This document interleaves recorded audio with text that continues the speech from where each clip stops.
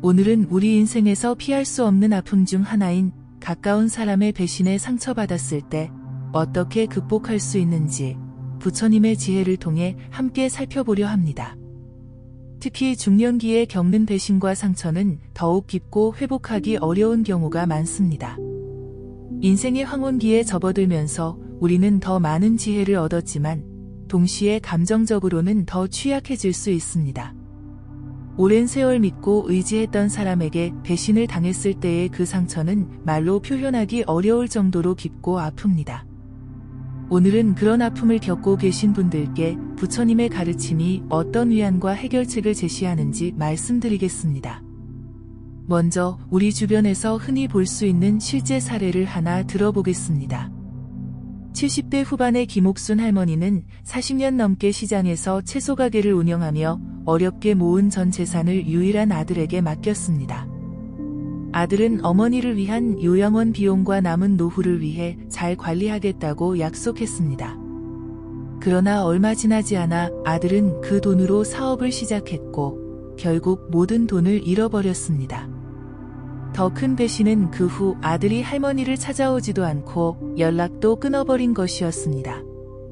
내가 평생 모은 돈도 아깝지만 그보다 내 아들이 이럴 줄은 정말 몰랐어요. 밤마다 가슴이 찢어지는 것 같아 잠을 이루지 못했어요. 내가 무슨 잘못을 했길래. 할머니는 눈물을 흘리며 말씀하셨습니다. 이런 상황은 중년층에게 너무나 흔한 일입니다.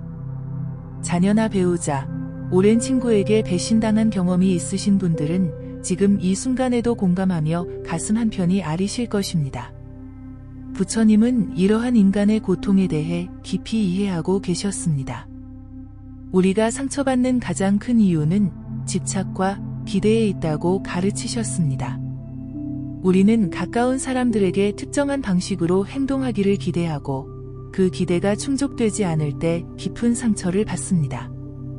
부처님 말씀에 따르면 모든 고통은 집착에서 비롯된다고 합니다.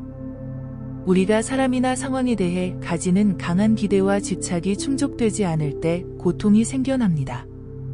특히 가족이나 가까운 사람에 대한 기대가 클수록 배신을 당했을 때 느끼는 상처도 깊어집니다.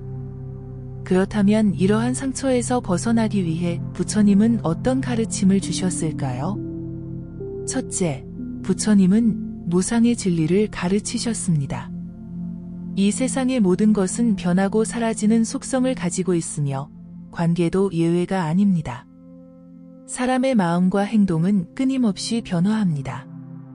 우리가 이 변화의 본질을 이해하면 배신에 대한 충격을 조금이나마 완화할 수 있습니다. 모든 인연은 생겨났다가 사라진다. 는 부처님의 가르침은 우리 삶의 모든 관계가 영원하지 않음을 상기시켜줍니다. 사랑하는 사람들과의 관계도 결국 변화하게 마련입니다. 이는 슬픈 현실이지만 이를 인정함으로써 우리는 집착에서 조금씩 자유로워질 수 있습니다. 중년에 경험하는 관계의 변화는 특히 더 고통스럽게 느껴질 수 있습니다. 평생을 함께했던 사람들과의 관계가 변하거나 끊어질 때 그 상실감은 더욱 크기 때문입니다. 둘째, 부처님은 자비를 강조하셨습니다. 우리를 배신한 사람도 그들 나름의 어려움과 고통이 있음을 이해하려고 노력하는 것입니다. 이는 결코 그들의 행동을 정당화하거나 허용하는 것이 아니라 우리 자신의 마음의 평화를 위한 것입니다. 부처님은 증오는 결코 증오에 의해 사라지지 않고 오직 사랑에 의해서만 사라진다고 가르치셨습니다. 이는 우리가 배신한 사람을 향한 분노와 원망을 품고 있는 한 그 고통은 결코 해소되지 않음을 의미합니다. 자비로운 마음으로 바라본다는 것은 상대방의 입장에서 생각해보는 것입니다. 예를 들어 위의 사례에서 아들이 어머니의 돈을 잃어버린 것은 분명 잘못된 행동이지만 그 이면에는 경제적 압박, 실패에 대한 두려움, 부끄러움 등 복잡한 감정이 있었을 수 있습니다. 이를 이해하려고 노력하는 것은 용서를 위한 첫걸음이 될 수 있습니다. 셋째, 부처님은 중도의 가르침을 주셨습니다. 이는 극단적인 생각이나 감정에 휩쓸리지 않고 균형을 찾는 것을 의미합니다. 배신을 당했을 때 우리는 종종 모든 것이 끝났다 또는 더 이상 누구도 믿을 수 없다 와 같은 극단적인 생각에 빠지게 됩니다. 하지만 부처님은 이러한 극단적인 시각보다는 균형 잡힌 관점을 유지하는 것이 중요하다고 강조하셨습니다. 한 사람의 배신이 모든 인간관계의 가치를 부정하는 것은 아닙니다. 중년기에는 이러한 균형 잡힌 시각이 특히 중요합니다. 인생의 지혜가 쌓인 시기이기에 한 가지 상처로 모든 관계를 단절하거나 부정하지 않는 지혜를 발휘할 수 있습니다. 넷째, 부처님은 무아의 개념을 가르치셨습니다. 이는 고정된 나라는 것이 존재하지 않으며 우리는 끊임없이 변화하는 존재임을 의미합니다. 배신을 당했을 때 우리는 종종 자신의 정체성이나 가치가 훼손되었다고 느낍니다. 내가 그렇게 무가치한 사람인가?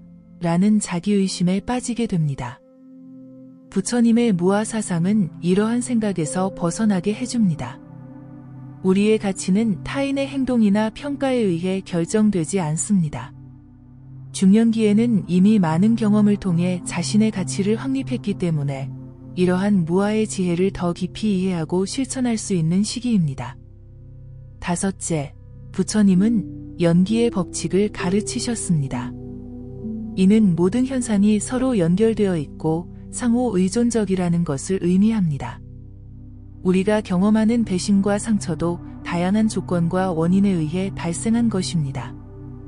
연기의 관점에서 볼 때 배신한 사람의 행동은 그들이 경험한 환경, 교육, 상황 등 무수한 요인에 의해 형성된 것입니다. 이를 이해하면 우리는 그들의 행동을 개인적인 공격으로 받아들이기보다는 복잡한 인과관계의 결과로 볼 수 있게 됩니다. 중년기에는 특히 이러한 연기의 법칙을 깊이 이해할 수 있는 지혜가 있습니다. 긴 인생을 살아오며 경험한 다양한 인연과 상황들이 현재의 자신을 만들었음을 이해하는 것처럼 다른 이들의 행동도 그들의 인생 여정의 결과임을 인식할 수 있습니다. 여섯째, 부처님은 자성청정의 개념을 설하셨습니다.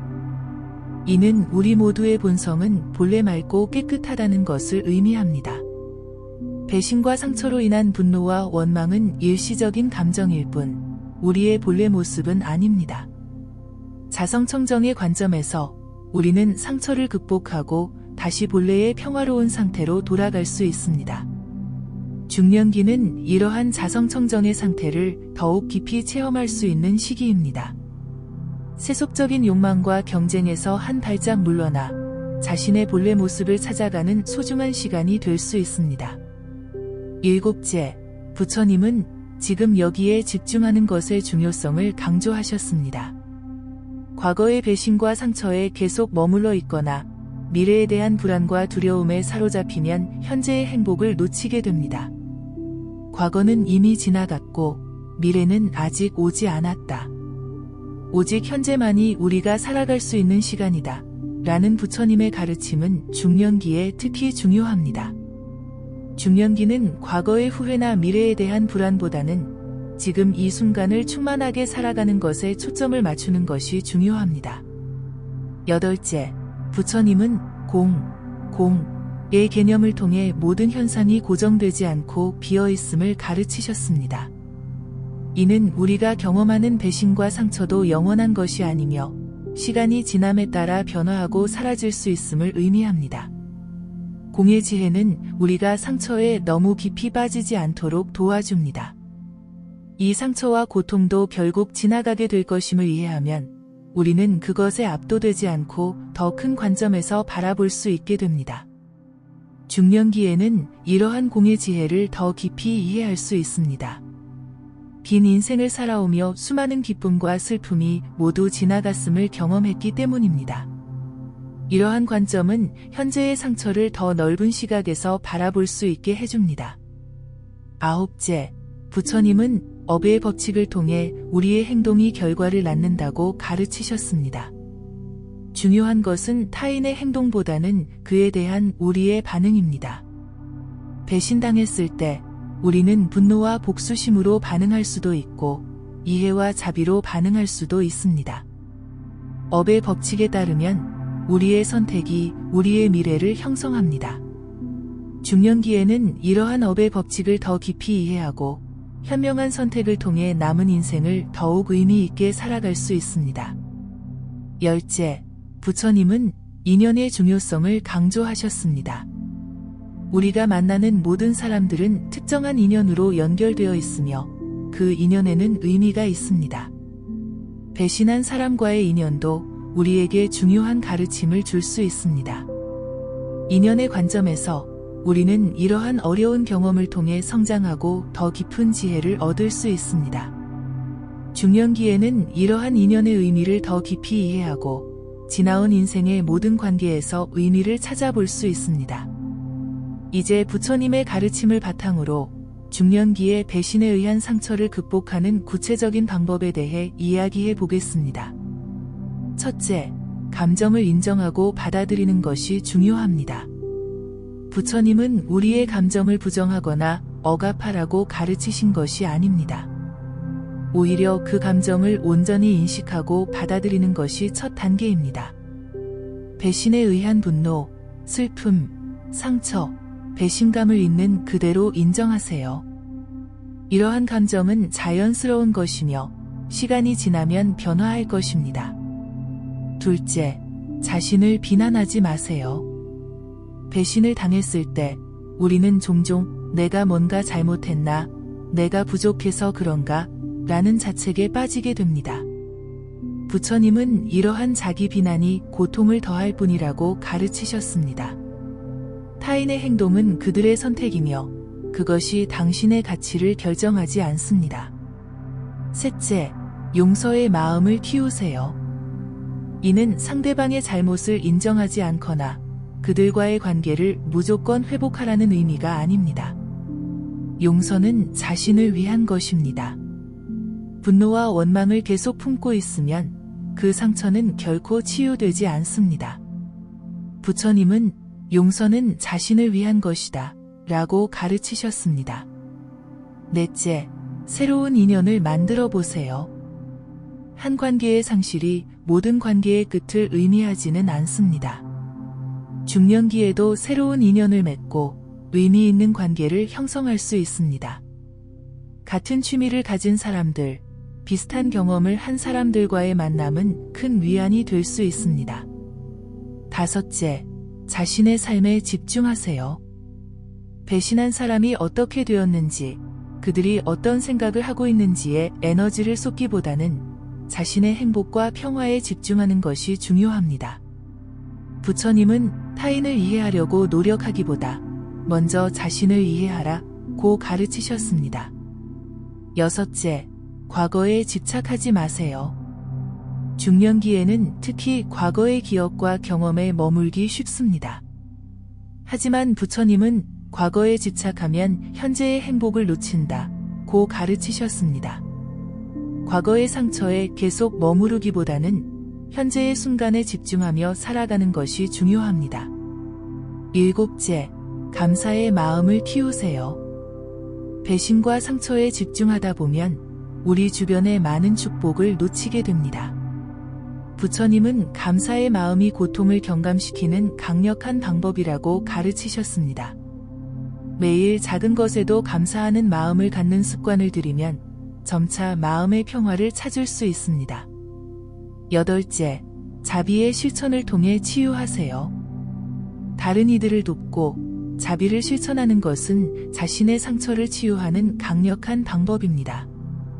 부처님은 자비를 베풀수록 자신의 고통은 줄어든다고 가르치셨습니다. 중년기에는 이러한 자비의 실천을 통해 더 큰 의미와 목적을 찾을 수 있습니다. 아홉째, 지혜로운 분별력을 키우세요. 모든 관계에 맹목적으로 신뢰를 주기보다는 건강한 경계를 설정하고 지혜롭게 관계를 맺는 것이 중요합니다. 부처님은 지혜 없는 자비는 맹목적이며 자비 없는 지혜는 냉담하다고 가르치셨습니다. 열째, 부처님의 가르침을 일상에서 실천하세요. 부처님의 가르침은 단순한 이론이 아니라 일상생활에서 실천해야 할 지혜입니다. 매일 조금씩이라도 이러한 가르침을 실천하면 점차 마음의 평화와 행복을 찾을 수 있습니다. 중년기에 겪는 가까운 사람의 배신은 분명 큰 상처를 남깁니다.